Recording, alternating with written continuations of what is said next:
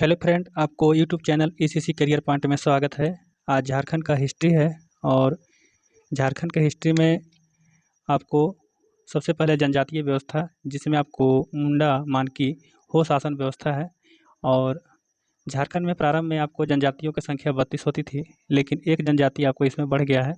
वो आपको है से भोक्ता जनजाति है और इसको बाद में है से भारत सरकार ने आपको लोकसभा और राज्यसभा में पारित करके जो अनुसूचित जाति में था, जिसे अनुसूचित जनजाति में शामिल किया गया है। तो चलिए हम स्टार्ट करते हैं। सबसे पहले आपका जो मुंडा मानकी हो शासन व्यवस्था है, हो जो है हो जनजाति की पारंपरिक शासन व्यवस्था को मुंडा मानकी शासन व्यवस्था के नाम से जाना जाता है। क्या है? मुंडा मानकी शासन व्यवस्था। हो मुंडा का एक उपशाखा है, मतलब ये एक तरह से मुंडा जनजाति ही है, लेकिन इसी का उपशाखा है। हो मुंडा जनजाति जो है विश्व के प्राचीनतम गणतंत्रीय शासन व्यवस्था का उदाहरण है। मतलब ये माना जाता है कि सबसे पहले चुना हुआ प्रतिनिधि, जिसका प्रधान आपको हो जनजाति में ही पाया गया है, जिसलिए कहा गया है कि विश्व का सबसे प्राचीनतम गणतंत्रीय शासन व्यवस्था हो में ही पाया गया था। हो जनजाति का शासन व्यवस्था दो स्तर पर थी। पहला आपका है ग्रामीण स्तर पर और दूसरा आपको है परहा स्तर पर।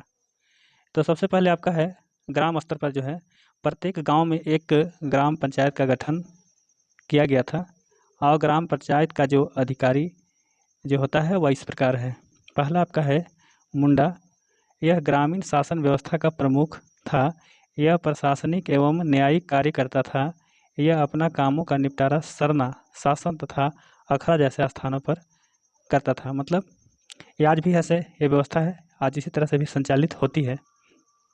ख में है आपका डकुआ। डकुआ यह मुंडा का सहयोगी था और मुंडा के आदेशों को पूरे गांव में संदेश पहुंचाता था। मतलब यह मुंडा का ऐसे सहायक है और इसका जो आदेश जो जारी होता था मुंडा का, वो डकुआ पूरे गांव में ऐसे संदेश के रूप में ऐसे घर घर तक पहुंचाता था। अब आगे बढ़ते हैं। ग में है देवरी। देवरी जो है गांव का धार्मिक प्रमुख था। विवाह तथा अन्य धार्मिक कार्य में यह ऐसे शामिल होता था और कार्य का संपादन करता था। उसके बाद है घ में यात्रा देवरी। तो यात्रा देवरी कौन है? यह आपको यात्रा देवरी जो है यह ऐसे देवरी का ऐसे सहायक था। तो यह क्लियर हो गया कि डकुआ है मुंडा का सहयोगी है और देवरी जो है धार्मिक प्रमुख होता है। धार्मिक प्रमुख जो है इसी का जो सहयोगी है वह ऐसे यात्रा देवरी है। उसके बाद तहसीलदार है। जो तहसीलदार जो है आपको गांव का राजस्व अधिकारी है। जिस तरह से किसी प्रखंड अंचल का आजकल सीओ जो अंचलाधिकारी होता है वह राजस्व अधिकारी होता है, उसी तरह से तहसीलदार उस समय यह ऐसे एक गाँव का आपको ऐसे राजस्व अधिकारी होता था। अब दूसरा स्तर है आपको परहा स्तर। परहा स्तर जो है 15 से 20 गांव मिलाकर एक परहा स्तर बनता है। इस परहा को पट्टी या पंचायत भी कहा जाता है, जिसका प्रमुख आपको ऐसे मानकी होता है। परहा स्तर का जो हेड है, प्रमुख है, वो कौन है? मानकी है। यह अंतर्ग्रामीण पंचायत का निपटारा करता था तथा विभिन्न विवादों का अंतिम फैसला यहीं पर सुनाया जाता था। कहाँ पर? परहा पंचायत में। और परहा पंचायत का प्रमुख कौन है? मानकी है। अब देखिए यहाँ पर है रेड से लिखा हुआ है मानकी, परहा पंचायत का यह से प्रमुख है। उसके बाद देखिए बाद में यहाँ पर है एक कि प्रशासनिक परिवर्तन। बाद में कुछ परिवर्तन हुआ। प्रारंभ मुंडा मानकी शासन व्यवस्था लगान रहित शासन चलती थी। मतलब इसे किसी प्रकार के जनता से लगान नहीं लिया जाता था, परंतु मुगल काल में नजराना या पेशकश देने के लिए नागवंशी शासक ने मुंडा मानकी के सहयोग से जमींदार लगान वसूल करते थे।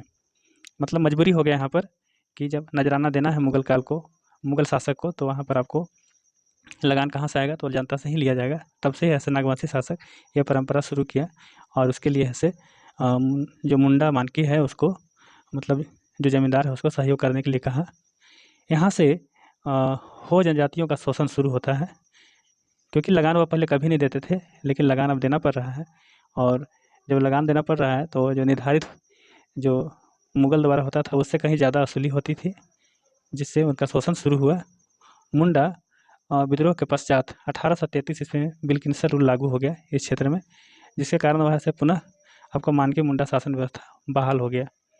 और बहाल होने से कुछ ऐसे यहाँ के लोगों को बहुत बड़ा राहत मिली। धन्यवाद। आज इतना ही, फिर अगले वीडियो में हम दूसरे शासन व्यवस्था लेकर आएंगे। तब तक धन्यवाद।